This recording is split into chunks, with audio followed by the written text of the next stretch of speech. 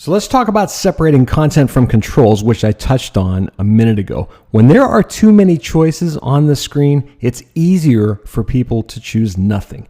Too much is just that, too much. So if we look at this example, this is, a website called The Business of Fashion. Everything here competes with everything else. It is all the same amount of contrast. It is very hard to tell the difference between things that are interactive and things that are just content meant to be read. Everything here is a link, from the social media links at the top to the article snippets at the top to that logo in the middle to the navigation below it to the article on the left to the modal pop-up that's happening in the center. Join now. All these things are fighting for our attention. So what happens when someone is overwhelmed like this, they will typically just leave the page because there are too many things asking for their time. Even if the content is something they're really interested in, when this kind of overwhelm happens immediately, people bail. And the thing is, they will not be able to tell you afterward, were you to ask them, why they bailed. They'll just say, I don't know, I just couldn't find anything, it was too busy. Too busy is one of those things, right? When you hear that, it means that there's no distinct path. There's no separation between items that are interactive and items that are simply content to be absorbed, read, understood. By the same token, when everything is interactive, nothing is interactive.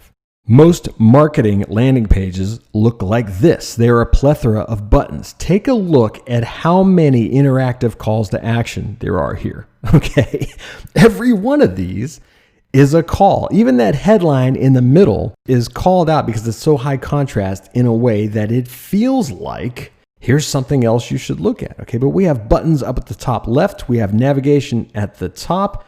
And, it's explore intelligent designs, free forever, take a trial. We love small businesses and entrepreneurs. Watch our tribute video. There's a little tiny call to action running across the top. Call us, plans and pricing, take the tour, watch the video, why we're number one, all this stuff.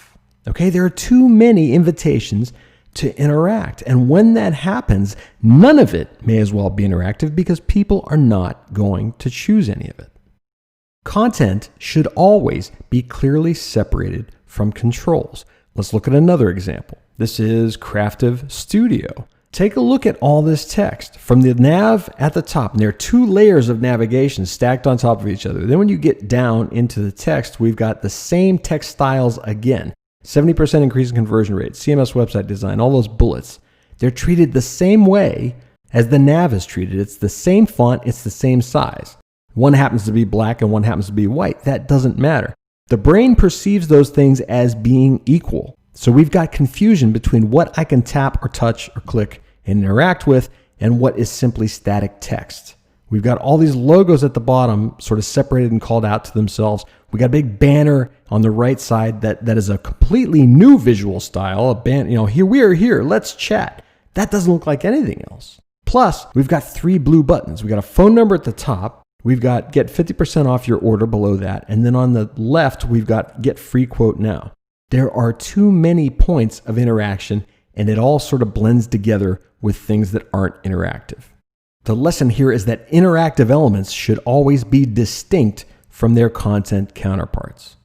Let's take a look at a mobile app. This is Trulia, which I happen to be using right now because I'm trying to sell my house. But Trulia works like this. There's a lot of confusion between what's content and what is actually interactive, what I can tap and click on. This button up here, start searching, that's a control.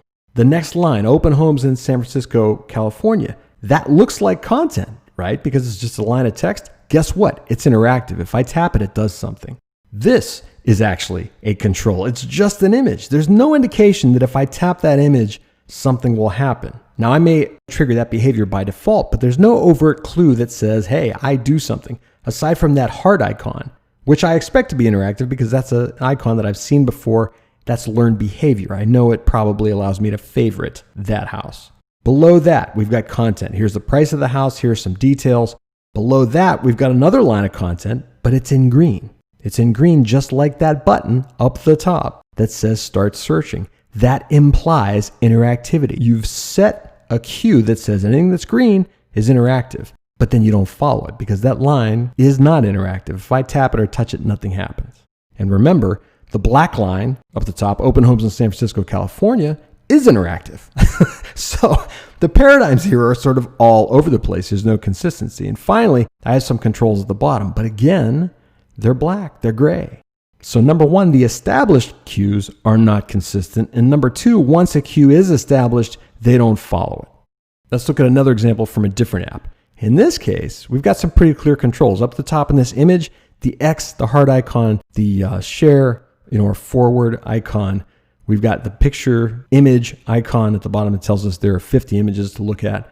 Those things, because of their placement, because of their similar treatment, all say we are interactive, we do something. Now, once they introduce that paradigm, they follow it pretty well because we've got another set of controls, similar looking icons, even though they're a different color. At the same time, I still would like these to be in a color differentiated from the same gray that is used at the text below.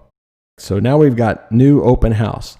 That appears to be content, but it also appears to be a control of some sort. Which is it?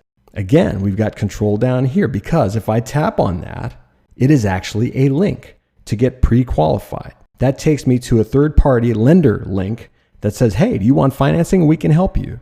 But they don't follow it. Okay, again, you're sort of mixing and matching the cues as to what's interactive and what isn't. And these down below, now these are obvious controls because they're anomalies. They're done in a color that doesn't exist anywhere else. They're huge buttons, different text style for the label. It's very clear. But again, even this is all over the place. Both apps need to do a better job of separating interactive control from content, making it really clear that here's the stuff that does something, here's the stuff you're just supposed to read.